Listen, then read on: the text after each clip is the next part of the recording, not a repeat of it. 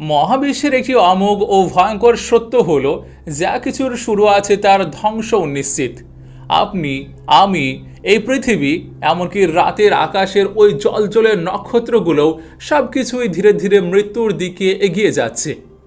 আধুনিক বিজ্ঞান আরও নির্দিষ্ট করে বললে, পদার্থবিজ্ঞানের অন্যতম ভিত্তি থার্মোডাইনামিক্স বা তাপগতিবিদ্যার দ্বিতীয় সূত্র ঠিক এই কথাটি বলে। বিজ্ঞানের ভাষায় এটিকে বলা হয় অ্যান্ট্রপি। অ্যান্ট্রপি হলো বিশৃঙ্খলার পরিমাপ। সময়ের সাথে সাথে মহাবিশ্বের সব কিছু শৃঙ্খল থেকে চরম বিশৃঙ্খলার দিকে ধাবিত হয়। একটি কাঁচের গ্লাস হাত থেকে ভেঙে পড়ে টুকরো টুকরো হয়ে যেতে পারে, কিন্তু সেই টুকরো টুকরোগুলো কখনো নিজে থেকে জোড়া লেগে আগের মতো আস্ত গ্লাসে পরিণত হতে পারে না। একটি জীবন্ত কোষ যখন মারা যায়, তখন তার ভিতরের জটিল রাসায়নিক বন্ধনগুলো চিরতরে ভেঙে পড়ে। মৃত্যু হলো অ্যান্ট্রপির চূড়ান্ত এবং অপরিবর্তনীয় রূপ। চিরায়ত পদার্থবিজ্ঞান এবং বায়োলজির নিয়ম অনুযায়ী একবার যখন প্রাণবায়ু বেরিয়ে যায়, তখন সে মৃতদেহ আর কখনোই স্বতঃস্ফূর্তভাবে জীবিত হতে পারে না। বিশেষ করে সে মৃতদেহটি যদি আগুনে ঝলসানো বা রান্নার জন্য প্রস্তুত করা থাকে, তবে তার ফিরে আসার গাণিতিক সম্ভাবনা প্রায় শূন্য, অ্যাবসলিউট জিরো। কিন্তু আজ আমরা এমন এক ঘটনার পাতা উল্টাতে যাচ্ছি, যেখানে মহাবিশ্বের এই সবচেয়ে শক্তিশালী ভৌত আইনটি নিমেষেই ভেঙে চুরমার হয়ে গিয়েছিল। পবিত্র কোরআনের সূরা আল কাহাফের ৬০ থেকে ৬৩ নম্বর আয়াতে এমন এক অভাবনীয় এবং রহস্যময় সফরের বর্ণনা করা হয়েছে, যা আজ থেকে হাজার হাজার বছর আগে ঘটেছিল।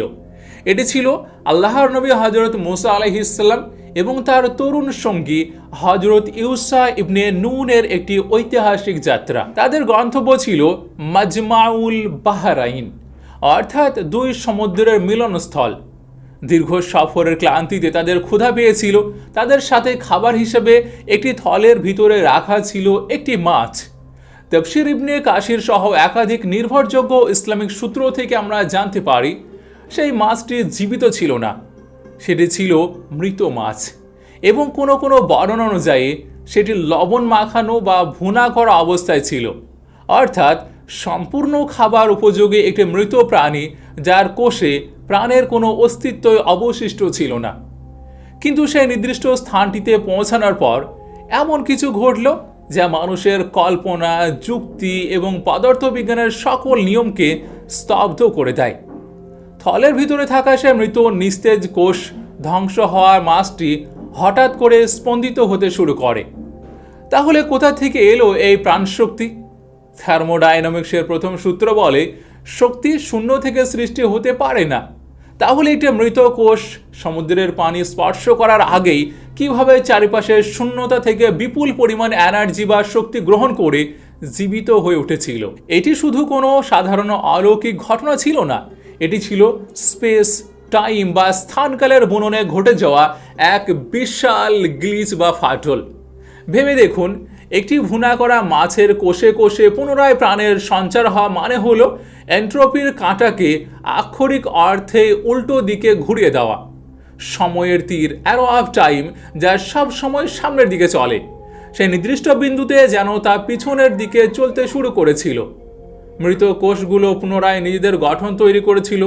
শুকে যাওয়া ধমনীতে যেন নতুন করে স্পন্দন তৈরি হয়েছিল। তাহলে কি ছিল সেই মাজমাউল বাহরাইনে? সেই দুই সমুদ্রের মিলনস্থলে কি এমন কোনো মহাজাগতিক পোর্টাল বা ডাইমেনশনাল গেটওয়ে লুকানো ছিল, যেখানে আমাদের এই চেনা ত্রিমাত্রিক জগতের কোনো নিয়মই আর কাজ করছিল না?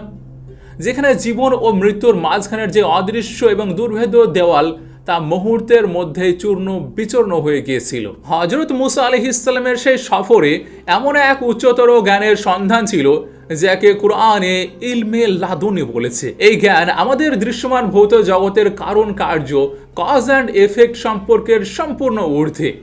আজকের এই পর্বে আমরা সেই রহস্যের সবচেয়ে গভীর স্তরে প্রবেশ করতে যাচ্ছি। আমরা দেখব কিভাবে আধুনিক কোয়ান্টাম ফিজিক্স, ফ্লুইড ডাইনামিক্স এবং স্ট্রিং থিওরির আলোকে সূরা আল কাহাফের এই ঘটনাটি আমাদের মহাবিশ্বের এমন কিছু অজানা ডাইমেনশনের দিকে ইঙ্গিত করে, যা আজও বিজ্ঞানীদের কাছে এক অধারার স্বপ্ন। প্রস্তুত হয়ে যান, কারণ মহাবিশ্বের এই গভীরতম রহস্যের যাত্রা আপনার বাস্তবতার ধারণাকে চিরতরে বদলে দিতে পারে। এই ঘটনার সূচনা হয়েছিল হযরত মুসা আলাইহিস সালামের একটি ভাষণকে কেন্দ্র করে। তিনি বনি ইসরায়েলের সামনে একটি খুতবা প্রদান করছিলেন। ভাষণের শেষে উপস্থিত একজন ব্যক্তি তাকে প্রশ্ন করলেন, হে আল্লাহর নবী, বর্তমানে পৃথিবীর সবচেয়ে জ্ঞানী মানুষ কে? হযরত মুসা আলাইহিস সালাম পরিস্থিতি ও তার প্রাপ্ত জ্ঞানের ভিত্তিতে উত্তর দিলেন, আমি। এই উত্তর অহংকারের বহিঃপ্রকাশ ছিল না, কিন্তু বরং তার জানা বাস্তবতার ভিত্তিতে দেওয়া একটি স্বাভাবিক উত্তর, কারণ তিনি ছিলেন আল্লাহর প্রেরিত উলুল আজম নবীদের মধ্যে একজন। তার উপর তাওরাত নাজিল হয়েছিল এবং আল্লাহ তাকে বিশেষভাবে সম্মানিত করেছিলেন, তাই তার দৃষ্টিকোণ থেকে এই উত্তর দেওয়াই ছিল স্বাভাবিক। কিন্তু আল্লাহ তাআলার হিসাব নিকাশ আমাদের দৃশ্যমান ভৌত জগতের যুক্তির চেয়ে সম্পূর্ণ আলাদা। আল্লাহ তাআলা হযরত মুসা আলাইহিস সালামকে অত্যন্ত বিনয়ের সাথে জানালেন যে জ্ঞান কোনো নির্দিষ্ট সীমানার বা একজন মানুষের মস্তিষ্কে আবদ্ধ থাকার মতো কোনো সাধারণ বস্তু নয়। আল্লাহ তাকে জানালেন, আমার এক বান্দা রয়েছে যে তোমার চেয়েও বেশি জ্ঞানী। তার কাছে এমন এক জ্ঞান রয়েছে যা তোমাকে দেওয়া হয়নি। ইসলামিক স্কলারদের মতে এই বিশেষ জ্ঞানের নামই হলো ইলমে লাদুন্নি, অর্থাৎ এমন এক ঐশী জ্ঞান যা সরাসরি স্রষ্টার কাছ থেকে আসে। এটি আমাদের পরিচিত পদার্থবিজ্ঞান, রসায়ন বা যুক্তিশাস্ত্রের কোনো ফর্মুলা মেনে চলে না। এটি হলো মহাবিশ্বের সেই হিডেন কোড বা লুকানো সোর্স কোড, যা দিয়ে সময়, স্থান এবং ভাগ্যের মতো জটিল বিষয়গুলো নিয়ন্ত্রিত হয়। হযরত মুসা আলাইহিস সালাম সেই অদেখা জ্ঞানের সন্ধানে ব্যাকুল হয়ে উঠলেন। তিনি জানতে চাইলেন কোথায় সেই মহান ব্যক্তির দেখা মিলবে। আল্লাহ তাআলা তাকে একটি নির্দিষ্ট ভৌগোলিক ল্যান্ডমার্ক বা ঠিকানার কথা বললেন, আর সেটি হলো মাজমাউল বাহরাইন, অর্থাৎ যেখানে দুটি সমুদ্র এসে মিলিত হয়েছে। এখানে শুরু হয় আমাদের আধুনিক জিওপলিটিক্যাল এবং জিওগ্রাফিক্যাল রহস্যের সবচেয়ে বড় অধ্যায়। কোথায় এই মাজমাউল বাহরাইন? কোথায় সেই স্থান যেখানে আমাদের ত্রিমাত্রিক জগতের লজিক ভেঙে পড়েছিল এবং একটি মৃত মাছ প্রাণ ফিরে পেয়েছিল? হাজার হাজার বছর ধরে ভূগোলবিদ, ইতিহাসবিদ এবং তাফসীর কারকরা এই স্থানটির সন্ধান করে আসছেন। প্রধানত তিনটি শক্তিশালী থিওরি বা মতামত রয়েছে এই মাজমাউল বাহরাইনের ভৌগোলিক অবস্থান নিয়ে। প্রথম থিওরি হলো এটি হলো জিব্রাল্টার প্রণালী। এটি সেই স্থান যেখানে পূর্ব দিক থেকে আসা ভূমধ্য সাগর এবং পশ্চিম দিক থেকে আসা আটলান্টিক মহাসাগর তীব্র বেগে একে অপরের সাথে মিলিত হয়েছে। দ্বিতীয় থিওরি বলছে এটি হলো বাব আল মান্দা প্রণালী। ইয়ামেন এবং জিবুতির মাঝখানে অবস্থিত এই প্রণালীতে লোহিত সাগর, রেড সি এবং ভারত মহাসাগর এসে মিশেছে। কিন্তু ভৌগোলিক, ঐতিহাসিক এবং হযরত মুসা আলাইহিস সালাম যাত্রাপথের লজিস্টিক বিশ্লেষণ করলে তৃতীয় থিওরিটি আধুনিক বিজ্ঞানীদের কাছে সবচেয়ে বেশি যৌক্তিক এবং নিখুঁত বলে মনে হয়, আর সেটি হলো সিনাই উপদ্বীপের দক্ষিণ প্রান্ত। স্যাটেলাইট ম্যাপের দিকে তাকালে আপনি দেখতে পাবেন সিনাই উপদ্বীপ হলো অনেকটা ভি আকৃতির একটা বিশাল ভূখণ্ড। এটি কেবল দুইটি মহাদেশ এশিয়া এবং আফ্রিকার মাঝখানের কোনো সাধারণ সীমানা নয়। এটি হলো পৃথিবীর টেকটনিক প্লেটগুলোর অন্যতম প্রধান একটি ফ্রন্ট লাইন বা ফাটল। এর পূর্ব দিকে রয়েছে গালফ অফ আকাবা এবং পশ্চিম দিকে রয়েছে গালফ অফ সুয়েজ। এই দুটি উপসাগর যা আসলে দুটি ভিন্ন সমুদ্রের শাখা, সিনাই উপদ্বীপের ঠিক দক্ষিণ প্রান্তে এসে লোহিত সাগরের সাথে মিলিত হয়েছে। স্থানটির বর্তমান নাম হচ্ছে রাস মুহাম্মদ। ঐতিহাসিকভাবে হযরত মুসা আলাইহিস সালাম তখন বনি ইসরায়েলকে নিয়ে এই সিনাই প্রান্তর বা তিহ প্রান্তর ঘিরে অবস্থান করছিলেন। তাই হাজার হাজার কিলোমিটার দূরের জিব্রাল্টারে যাওয়ার চেয়ে এই রাস মুহাম্মদ নামক দুই সমুদ্রের মিলনস্থলটি ছিল সবচেয়ে বাস্তবসম্মত। কিন্তু প্রশ্ন হলো, আল্লাহ তাআলা কেন জ্ঞান বিতরণের জন্য এমন একটি ভৌগোলিক স্থানকে বেছে নিলেন? দুই সমুদ্রের মিলনস্থলে এমন কি বৈজ্ঞানিক রহস্য লুকিয়ে আছে যা থেকে স্পেস টাইমের একটি সম্ভাব্য পোর্টাল বা ওয়ার্মহোল হওয়ার যোগ্যতা দেয়? এর উত্তর লুকিয়ে আছে আধুনিক ওশেনোগ্রাফি বা সমুদ্র বিজ্ঞানের গভীরতম শাখায়। 20 শতকের মাঝামাঝি সময়ে বিখ্যাত ফরাসি সমুদ্র বিজ্ঞানী এবং গবেষক জ্যাক কুস্তো আন্ডার ওয়াটার এক্সপ্লোরেশন বা সমুদ্রের তলদেশ নিয়ে গবেষণা করেছিলেন। তিনি যখন জিব্রাল্টার প্রণালী এবং লোহিত সাগরের মিলনস্থলগুলো নিয়ে স্টাডি করছিলেন, তখন তিনি এমন এক বিস্ময়কর প্রাকৃতিক ঘটনা আবিষ্কার করেন যা বিজ্ঞানীদের হতবাক করে দেয়। তিনি দেখেন যে যখন দুটি ভিন্ন সাগর বা মহাসাগর এসে মিলিত হয় তখন তারা আসলে একে অপরের সঙ্গে মিশে যায় না। শুনতে অবিশ্বাস্য মনে হলেও এটাই পদার্থবিজ্ঞানের চরম সত্য। যখন ভূমধ্যসাগরের পানি আটলান্টিক মহাসাগরের পানির সঙ্গে ধাক্কা খায় কিংবা গালফ অফ আকাবার পানি লোহিত সাগরের সাথে মেশার চেষ্টা করে তখন তাদের মাঝখানে একটি অদৃশ্য কিন্তু অত্যন্ত শক্তিশালী দেওয়াল বা প্রাচীর তৈরি হয়। বিজ্ঞানের ভাষায় এটিকে বলা হয় হ্যালোক্লাইন বা পিকনোক্লাইন লেয়ার। তাহলে এমনটি কেন হয়? কারণ পৃথিবীর প্রতিটি সমুদ্রের পানির একটি নিজস্ব সিগনেচার বা বৈশিষ্ট্য রয়েছে। দুইটি সমুদ্রের পানির লবণাক্ততা, তাপমাত্রা এবং ঘনত্ব কখনোই এক হয় না। ভূমধ্যসাগরের পানি অনেক বেশি উষ্ণ এবং লবণাক্ত, ফলে তার ঘনত্ব বেশি। অন্যদিকে আটলান্টিকের পানি শীতল এবং কম লবণাক্ত। যখন এই ভিন্ন ঘনত্বের বিশাল দুটি জলরাশি একে অপরের সঙ্গে প্রবল বেগে আছড়ে পড়ে তখন ফিজিক্সের সারফেস টেনশন বা পৃষ্ঠ টানের কারণে তাদের মাঝখানে একটি ট্রান্সপ্যারেন্ট বা স্বচ্ছ জলজ দেওয়াল তৈরি হয়। একটি সমুদ্রের পানি অন্য সমুদ্রের ভিতরে প্রবেশ করে ঠিকই, কিন্তু তারা নিজেদের আণবিক গঠন বা মলিকিউলার স্ট্রাকচার হারায় না। 1400 বছর আগে পবিত্র কুরআনের সূরা আর রহমানের 19 ও 20 নম্বর আয়াতে ঠিক এই নিখুঁত অশনোগ্রাফিক ফিজিক্সের কথা বলা হয়েছে। তিনি পাশাপাশি দুই সমুদ্র প্রবাহিত করেছেন, উভয়ের মাঝখানে রয়েছে এক অন্তরায় বারজাখ, যা তারা অতিক্রম করতে পারে না। এখন এই বিজ্ঞানটিকে মাজমাউল বাহারাইন এবং সেই মৃত মাছের ঘটনার সঙ্গে মিলিয়ে চিন্তা করুন, যেখানে দুইটি ভিন্ন ঘনত্বের মহাসাগর এসে মিলিত হয়। সেখানে পানির নিচ দিয়ে প্রবাহিত হয় শক্তিশালী আন্ডার ওয়াটার কারেন্ট বা সাবমেরিন নদী। দুটি বিপরীতমুখী বিশাল জলরাশি যখন একে অপরের সীমানা ভেদ করার চেষ্টা করে তখন সেই হ্যালোক্লাইন লেয়ার বা অদৃশ্য দেওয়ালের আশেপাশে সৃষ্টি হয় বিপুল পরিমাণ কাইনেটিক এনার্জি বা গতিশক্তি। ভেবে দেখুন, কোটি কোটি টন নোনা পানি যা আসলে ইলেকট্রিক কন্ডাক্টর বা বিদ্যুৎ সুপরিবাহী হিসেবে কাজ করে, সেটি যখন প্রবল বেগে একে অপরের সাথে ঘর্ষণে লিপ্ত হয় তখন সেখানে পৃথিবীর ম্যাগনেটিক ফিল্ড বা ইলেকট্রোম্যাগনেটিক ফ্রিকোয়েন্সিতে এক বিশাল পরিবর্তন বা ডিস্টরশন তৈরি হওয়া অত্যন্ত স্বাভাবিক। স্থানটি পরিণত হয় একটি শক্তির কেন্দ্রে। মাজমাউল বাহারাইনের সেই নির্দিষ্ট বিন্দুটি যেখানে হযরত মুসা আলাইহিস সালাম এবং তার সঙ্গী বিশ্রাম নিচ্ছিলেন, সেটি কোনো সাধারণ পাথর বা সৈকত ছিল না। সেটি ছিল দুই মহাজাগতিক শক্তির আধার।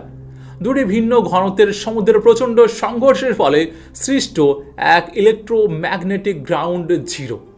আর ঠিক সেই বিন্দুতেই সেই প্রচণ্ড শক্তির কেন্দ্রে মাছটি যখন পানির স্পর্শ পেল তখন কি সেই হ্যালোক্লাইন লেয়ারের অকল্পনীয় কাইনেটিক এনার্জি এবং পৃথিবীর ম্যাগনেটিক ডিস্টরশন মিলে স্পেস টাইমের বুননে একটি ক্ষণস্থায়ী ফাটল তৈরি করেছিল। দুটি সমুদ্রের মিলনস্থল কি আসলে দুটি ভিন্ন ডাইমেনশনের মিলনস্থলে পরিণত হয়েছিল? এ প্রশ্নের উত্তর খুঁজতে হলে আমাদের পানির এমন কিছু গোপন এবং রহস্যময় ভৌত বৈশিষ্ট্য জানতে হবে যা আধুনিক কোয়ান্টাম ফিজিক্সকেও কাঁপিয়ে দিয়েছে। মাজমাউল বাহারাইনের সেই দুই সমুদ্রের মিলনস্থলে বিপুল শক্তির সেই কেন্দ্রে মৃত মাছটি যখন পানির স্পর্শ পেল তখন কি ঘটেছিল? এর উত্তর জানতে হলে আমাদের আগে বুঝতে হবে যে পানিকে আমরা এত সাধারণ মনে করি, সেই পানি আসলে কি। আমরা প্রতিদিন পানি পান করি, পানিতে গোসল করি, আমাদের কাছে এটি অত্যন্ত সাধারণ একটি তরল। কিন্তু আধুনিক থিওরিটিক্যাল ফিজিক্স এবং কেমিস্ট্রির দৃষ্টিতে পানি হলো এই মহাবিশ্বের সবচেয়ে বড়, সবচেয়ে রহস্যময় এবং প্রচলিত ভৌত নিয়মকে অমান্যকারী একটি পদার্থ বা অ্যানোমলি। বিজ্ঞান বলছে H2O বা পানির অণুর পৃথিবীতে তরল অবস্থায় থাকারই কথা নয়। পিরিয়ডিক টেবিল বা পর্যায় সারণীর নিয়ম অনুযায়ী অক্সিজেন এবং হাইড্রোজেনের মতো এত হালকা উপাদান দিয়ে তৈরি কোনো যৌগিক পদার্থের সাধারণ তাপমাত্রায় বিষাক্ত গ্যাস হওয়ার কথা। যেমন হাইড্রোজেন সালফাইড H2S একটি গ্যাস, কিন্তু পানির ভিতরে রয়েছে এক অদ্ভুত বৈদ্যুতিক আকর্ষণ যাকে বলা হয় পোলারিটি। এর প্রতিটি অণু যেন একটি ক্ষুদ্র চুম্বকের মতো কাজ করে, যা কোটি কোটি অণুকে একে অপরের সাথে শক্তভাবে আটকে রাখে এবং গ্যাস হতে না দিয়ে তরল অবস্থায় ধরে রাখে। শুধু তাই নয়, পানি যেন মহাবিশ্বের কিছু মৌলিক নিয়মকে প্রতিনিয়ত চ্যালেঞ্জ করে। মহাবিশ্বের প্রায় সব পদার্থ যখন জমাট বাঁধে তখন তারা সংকুচিত হয় এবং ভারী হয়ে নিচে ডুবে যায়, কিন্তু পানি যখন বরফে পরিণত হয় তখন তার ভিতরের অণুগুলো একটি বিশেষ ষড়ভুজাকৃতি বা হেক্সোগোলান কাঠামো তৈরি করে, ফলে বরফ সংকুচিত হওয়ার বদলে উল্টো প্রসারিত হয় এবং হালকা হয়ে যায়। আর এই কারণে বরফ পানির উপর ভেসে থাকে। ভেবে দেখুন, পানির এই একটি ব্যতিক্রমী বৈশিষ্ট্য যদি না থাকতো, তাহলে শীতকালে আমাদের সমুদ্র আর নদীগুলো নিচ থেকে উপরের দিকে জমতে শুরু করত। পৃথিবী পরিণত হতো একটি বিশাল বরফের গোলকে এবং পৃথিবীতে প্রাণের কোনো অস্তিত্বই আর সম্ভব হতো না। আচ্ছা, আমরা সাধারণ শক্তিশালী অ্যাসিডকে সবচেয়ে ধ্বংসাত্মক তরল মনে করে থাকি, অথচ বাস্তবে পানি হলো মহাবিশ্বের সবচেয়ে শক্তিশালী এবং নীরব দ্রাবক, যাকে বলা হয় ইউনিভার্সাল সলভেন্ট। পানির অণুগুলো এক অদৃশ্য বাহিনীর মতো যে কোনো কঠিন পদার্থকে চারিদিকে থেকে ঘিরে ধরে এবং ধীরে ধীরে পরমাণু স্তরে ভেঙে পানির সঙ্গে মিশিয়ে দেয়। যে তরল পদার্থ পৃথিবীর সবচেয়ে কঠিন পাহাড়, পাথর এবং ধাতুকে পরমাণু স্তরে ভেঙে ফেলতে পারে, ভেবে দেখুন স্পেস টাইম বা স্থানকালের বুননের উপর তার প্রভাব কেমন হতে পারে। সবচেয়ে বিস্ময়কর বিষয় হলো, পানি যেন আমাদের যুক্তি এবং সময়ের অ্যারো অফ টাইমের স্বাভাবিক নিয়মকেও সবসময় তোয়াক্কা করে না। আপনি যদি একটি গ্লাসে ফুটন্ত গরম পানি এবং আরেকটি গ্লাসে স্বাভাবিক ঠান্ডা পানি দিয়ে দুটোকে একসঙ্গে ফ্রিজারে রাখেন, তাহলে সাধারণ যুক্তি ও বিজ্ঞান কি বলে? স্বাভাবিকভাবে ঠান্ডা পানির আগে বরফ হওয়ার কথা, কারণ সেটি হিমাঙ্কের কাছাকাছি ছিল। কিন্তু ল্যাবরেটরিতে এই পরীক্ষা চালিয়ে বিজ্ঞানীরা হতবাক হয়ে যান। তারা দেখেন বিশেষ কিছু পরিস্থিতিতে ফুটন্ত গরম পানি ঠান্ডা পানির চেয়ে অনেক দ্রুত বরফে পরিণত হচ্ছে। বিজ্ঞানের ভাষায় এটিকে বলা হয় মপেম্বা এফেক্ট। পদার্থবিজ্ঞানীরা এর ব্যাখ্যা দিতে গিয়ে বলেন, পানি যখন গরম করা হয় তখন এর অণুগুলোর মধ্যে থাকা হাইড্রোজেন বন্ড অনেকটা স্প্রিংয়ের মতো টান টান হয়ে যায় এবং প্রচুর এনার্জি বা শক্তি সঞ্চয় করে। এরপর তাকে হঠাৎ চরম ঠান্ডায় রাখলে সেই স্প্রিংগুলো প্রবল বেগে আগের অবস্থায় ফিরে আসে, ফলে তার সময়ের স্বাভাবিক হিসাবকে ফাঁকি দিয়ে দ্রুত বরফ হয়ে যায়। মনে হয় যেন পানি এখানে সময়ের স্বাভাবিক নিয়মকেই ম্যানিপুলেট করেছে। কিন্তু পানির সবচেয়ে ভয়ঙ্কর এবং রহস্যময় রূপটি প্রকাশ পায় তখন যখন তাকে অত্যন্ত ঠান্ডা করা হয়, অথচ বরফে পরিণত হতে দেওয়া হয় না। বিজ্ঞানীরা পরীক্ষাগারে পানিকে সুপার কুল করেছেন, অর্থাৎ 0 ডিগ্রির অনেক নিচে নামিয়েছেন, কিন্তু বরফ হতে দেননি।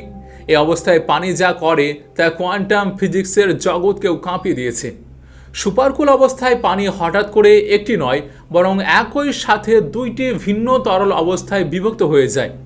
মাইক্রোস্কোপের নিচে বিজ্ঞানীরা দেখতে পান একই মুহূর্তে পানি যেন একসঙ্গে দুইটি আলাদা ডাইমেনশন স্পন্দিত হচ্ছে। এক মুহূর্তে এটি অত্যন্ত ঘন তরল, হাই ডেনসিটি লিকুইড, আর ঠিক তার পরের মুহূর্তে তা অত্যন্ত পাতলা তরল, লো ডেনসিটি লিকুইড অবস্থায় ফিরে যাচ্ছে। দৃশ্যটি ছিল এমন যেন পানি নিজেই এক ধরনের কোয়ান্টাম বিভ্রান্তিতে পড়ে গিয়েছে, যেন সে নিজেই সিদ্ধান্ত নিতে পারছে না যে সে কোন ভৌত বাস্তবতার অংশ। এক মুহূর্তের জন্য থেমে ভাবুন, যেই পানি ল্যাবরেটরির টেবিলে সময়কে ফাঁকি দিতে পারে, যেই পানি একই সময়ে দুইটি ভিন্ন অবস্থায় পদার্থবিজ্ঞানের প্রচলিত নিয়মকে চ্যালেঞ্জ করতে পারে, সেই পানি কি কেবলই একটি রাসায়নিক যৌগ? জাপানি গবেষক এবং বিজ্ঞানী ডক্টর মাসারু ইমোতো পানির উপর এমন এক গবেষণা করেছেন যা আমাদের ভাবনার সীমানাকেও আরও কয়েক গুণ বাড়িয়ে দেয়। তিনি তার গবেষণায় প্রমাণ করেছেন যে পানি হলো মূলত একটি বিশাল ইনফরমেশন স্টোরেজ বা মহাজাগতিক হার্ড ড্রাইভ। পানির নিজস্ব স্মৃতি বা ওয়াটার মেমোরি রয়েছে। ডক্টর ইমোতো পানির পাত্রের সামনে বিভিন্ন ধরনের শব্দ, মিউজিক এবং মানুষের আবেগ বা ইমোশন প্রকাশ করেন এবং তারপর সেই পানিকে জমিয়ে তার ক্রিস্টাল বা স্ফটিকগুলো মাইক্রোস্কোপের নিচে পরীক্ষা করেন। আর তারপর তার ফলাফল ছিল একেবারে অবিশ্বাস্য। যখন পানির সামনে সুন্দর পজিটিভ শব্দ বলা হয়, যেমন ভালোবাসা, ধন্যবাদ, প্রার্থনা, তখন পানি জমার সময় জ্যামিতিকভাবে নিখুঁত এবং অপূর্ব সুন্দর স্ফটিক তৈরি করে। কিন্তু যখন তার সামনে নেতিবাচক শব্দ বা গালাগালি দেওয়া হয়, তখন পানির আণবিক গঠন সম্পূর্ণ বিশৃঙ্খল এবং কুৎসিত রূপ ধারণ করে। এর মানে কি? এর মানে হলো পানি কেবল একটি তরল নয়, এটি মহাবিশ্বের ফ্রিকোয়েন্সি, ভাইব্রেশন এবং এনার্জিকে নিজের ভিতরে রেকর্ড করে রাখতে পারে। এখন এই বিজ্ঞানটিকে মাজমাউল বাহরাইনের সেই দুই সমুদ্রের মিলনস্থলের সঙ্গে মিলিয়ে দেখুন, যেখানে দুইটি ভিন্ন ঘনত্বের মহাসাগর এসে প্রচণ্ড শক্তিতে ধাক্কা খাচ্ছে, সেখানে বিপুল পরিমাণ ইলেকট্রোম্যাগনেটিক ফ্রিকোয়েন্সি এবং কাইনেটিক এনার্জি তৈরি হচ্ছিল। আর সেখানকার মহাসাগরের কোটি কোটি টন পানি সেই অকল্পনীয় মাত্রার এনার্জি এবং ইনফরমেশন নিজের ভিতরে স্টোর বা ধারণ করে রেখেছিল। আর ঠিক সেই এনার্জি পয়েন্টই হজরত মুসা আলাইহিস সালামের সঙ্গীর থলেতেই থাকা সেই মৃত মাছটি পানির স্পর্শ পেয়েছিল। কোয়ান্টাম মেকানিক্সের শ্রোডিঞ্জারের বিড়াল নামে একটি বিখ্যাত থট এক্সপেরিমেন্ট রয়েছে, যেখানে বলা হয় একটি বন্ধ বাক্সের ভিতরে থাকা বিড়াল একই সঙ্গে জীবিত এবং মৃত অবস্থায় থাকতে পারে যতক্ষণ না কেউ বাক্সটি খুলে তা পর্যবেক্ষণ করছে। বিজ্ঞানের ভাষায় এই অবস্থাকে বলা হয় কোয়ান্টাম সুপারপজিশন। সে মৃত মাছটি যখন মাজমাউল বাহারাইনের সেই প্রচণ্ড শক্তিসম্পন্ন পানির সংস্পর্শে আসে, তখন সে যেন আক্ষরিক অর্থে মৃত্যুর সীমানা পেরিয়ে সুপারপজিশনের এমন এক স্তরে প্রবেশ করেছিল যেখানে অ্যান্ট্রপির নিয়ম আর কাজ করছিল না। মহাজাগতিক সেই পানিতে সঞ্চিত বিপুল শক্তি মাছটির মৃত কোষে কোষে প্রবাহিত হয়ে তাকে পুনরায় জীবিত করে তোলে।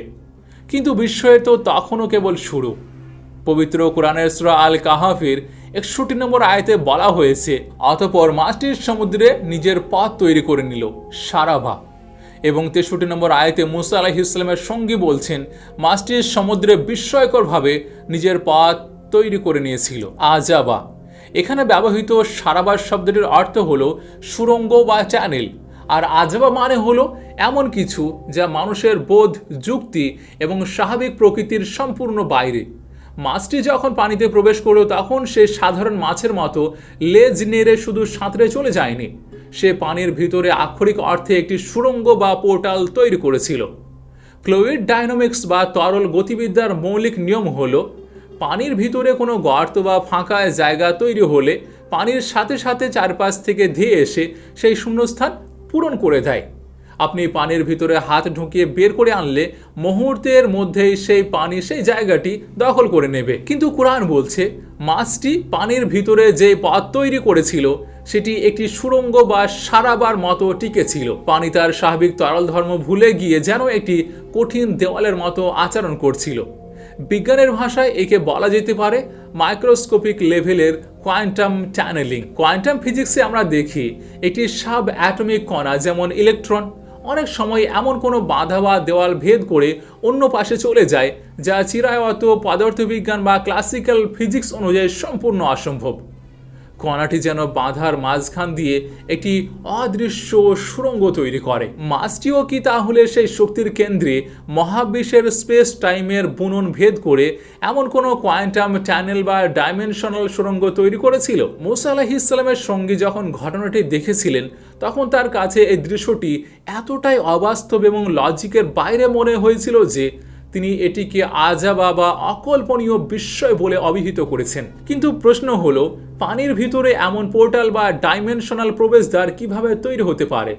তো এর উত্তর খুঁজতে গিয়ে বিজ্ঞানীরা এমন এক মহাজাগতিক সংযোগ বা কসমিক কানেকশনের কথা তুলে ধরেছেন যা বিষয়টি নতুনভাবে ভাবার সুযোগ করে দেয়। অ্যালবার্ট আইনস্টাইনের জেনারেল থিওরি অফ রিলেটিভিটি অনুযায়ী আমাদের এই মহাবিশ্ব কোনো শূন্য স্থান নয়, এটি হলো স্পেস টাইম বা স্থানকালের একটি প্রবাহমান চাদর। যখন এই মহাকাশে কোনো বিশাল নক্ষত্র মারা যায় তখন তার মহাকর্ষ স্পেস টাইমের বুননে প্রচণ্ড চাপ সৃষ্টি করে আর তারপর একটি মহাজাগতিক ঘূর্ণবাদ তৈরি করে। এটিকে আমরা বলি ব্ল্যাক হোল। ব্ল্যাক হোলের চারপাশে যে সীমানা পেরোলে আলো আর ফিরে আসতে পারে না তাকে বলা হয় ইভেন্ট হরাইজন। বিজ্ঞানীরা মনে করেন এই মহাজাগতিক ঘূর্ণবাদগুলো অন্য মহাবিশ্ব বা অন্য ডাইমেনশনে যাওয়ার পথ বা আইনস্টাইন রোজেন ব্রিজ। প্রকৃতির নিয়ম হলো সে সব জায়গাতেই একই গাণিতিক সূত্র ব্যবহার করে।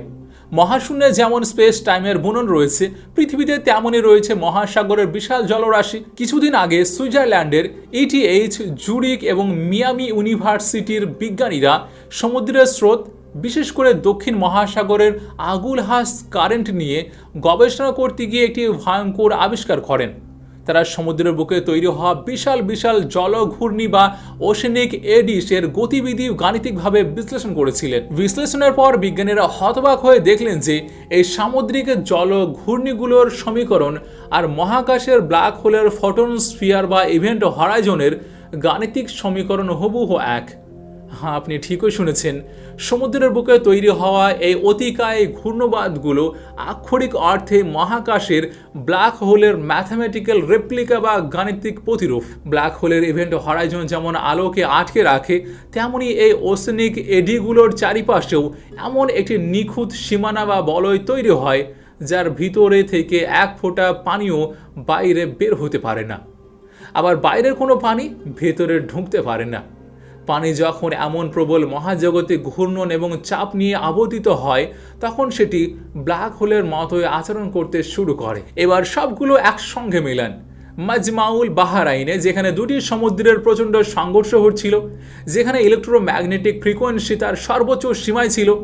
সেখানে পানির নিচে কি এমন কোনো ম্যাথামেটিক্যাল ব্ল্যাক হোল বা ওশেনিক এডি তৈরি হয়েছিল?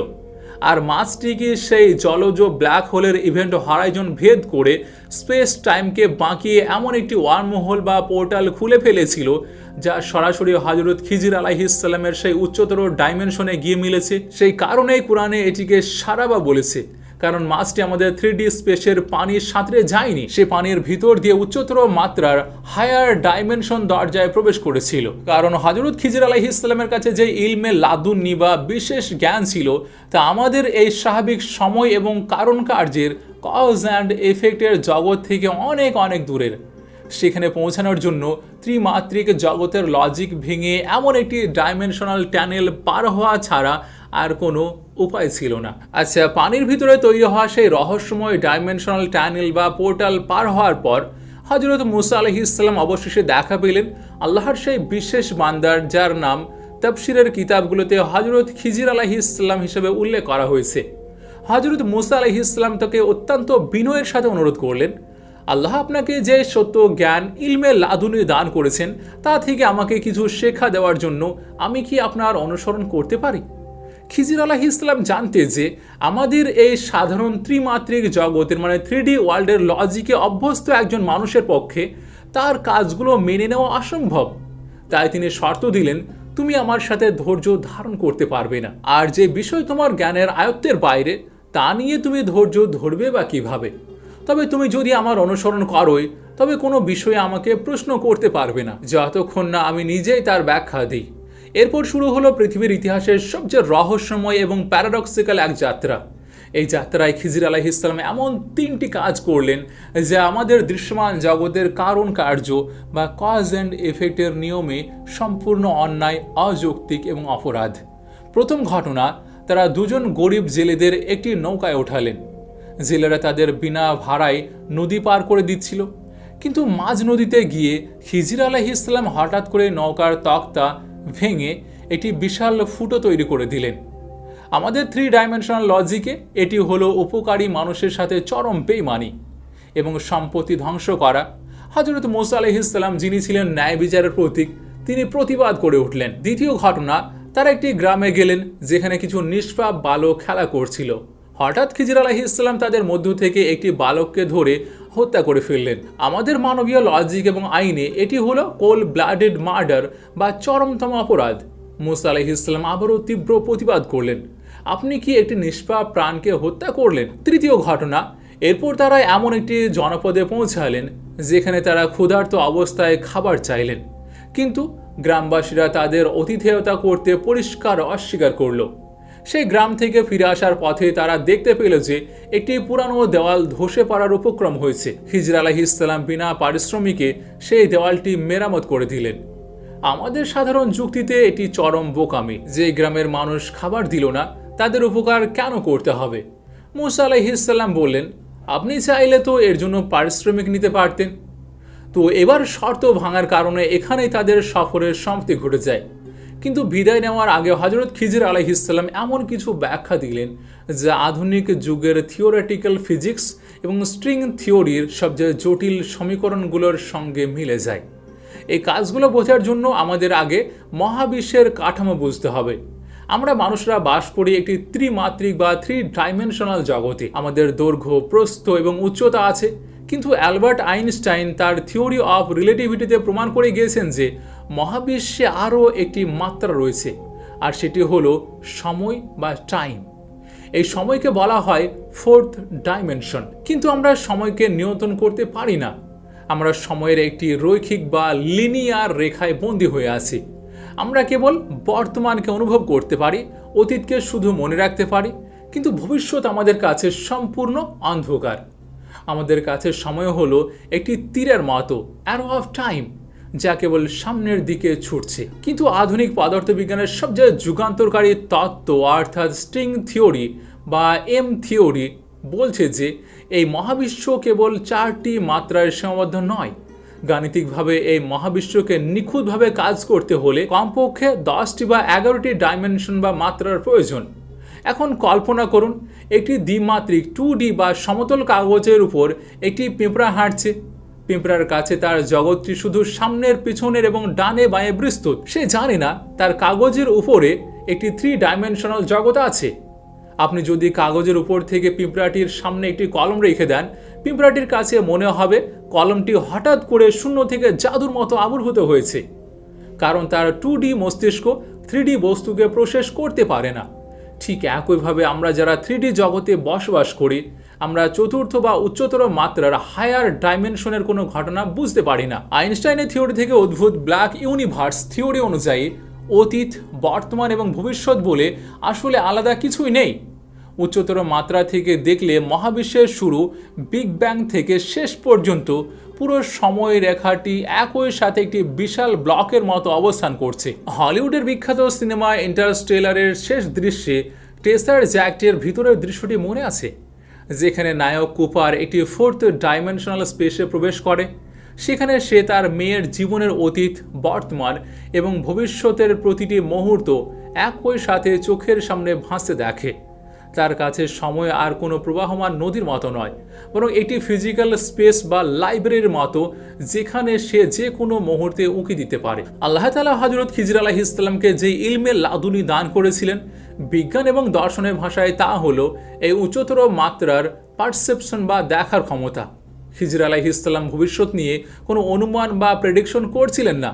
তিনি আক্ষরিক অর্থে চতুর্থ বা তার উপরের মাত্রা থেকে পুরো টাইম লাইনটিকে একসঙ্গে দেখছিলেন। তার কাছে আমাদের রৈখিক সময়, লিনার টাইম এবং কজালিটি, কজ অ্যান্ড এফেক্ট সম্পূর্ণ অকেজ হয়ে গিয়েছিল।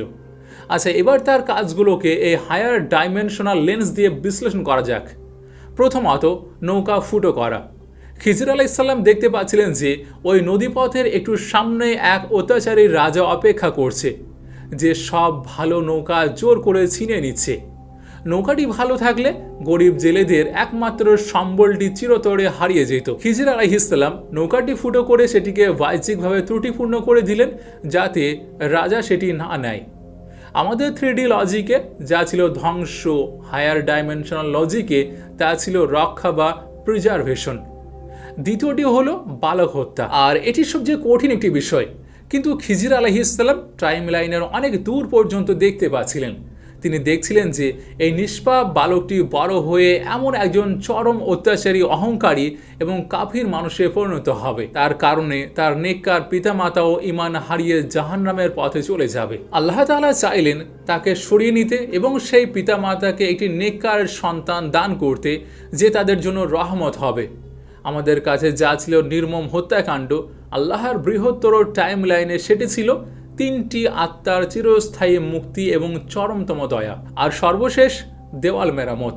খিজির আলাইহিস সালাম টাইম লাইনে দেখতে পাচ্ছিলেন ওই ধসে পড়া দেওয়ালের নিচে 2জন এতিম বালকের জন্য তাদের নেককার পিতার রেখে যাওয়া গুপ্তধন লুকানো আছে। দেওয়ালটি এখনও ধসে পড়লে অকৃতজ্ঞ গ্রামবাসীরা সেই সম্পদ লুট করে নিত। তাই তিনি দেওয়ালটি মেরামত করে দিলেন, যাতে বালক 2জন বড় হয়ে তাদের সম্পদ উদ্ধার করতে পারে। হযরত মুসা আলাইহিস সালাম ছিলেন শরীয়ত বা ভৌত জগতের আইনের ধারক। তার প্রতিবাদ করাটা ছিল আমাদের 3D জগতের যুক্তিতে শতভাগ সঠিক। কিন্তু খিজির আলাইহিস সালাম তাকে বুঝিয়ে দিলেন, আমাদের এই কারণ এবং ফলাফলের কজ অ্যান্ড এফেক্টের দুনিয়াটি মহাবিশ্বের আসল রূপ নয়। এটি একটি অত্যন্ত ক্ষুদ্র এবং সীমিত ফ্রেম। বিজ্ঞান আজ যাকে টাইম ডাইলেশন বলছে, যেখানে মহাকর্ষের কারণে সময়ের গতি ধীর হয়ে যায় বা পাল্টে যায়। হযরত খিজির আলাইহিস সালামের জ্ঞান ছিল তার চেয়েও অসীম। তিনি সময়ের সেই জ্যামিতি ভেদ করে মহাবিশ্বের মেকানিজম দেখেছিলেন। এই ঘটনাটি মানবজাতির অহংকারকে ভেঙে চুরমার করে দেয়। আমরা মনে করি আমাদের বিজ্ঞান, আমাদের লজিক, আমাদের আইনই হলো মহাবিশ্বের চূড়ান্ত সত্য।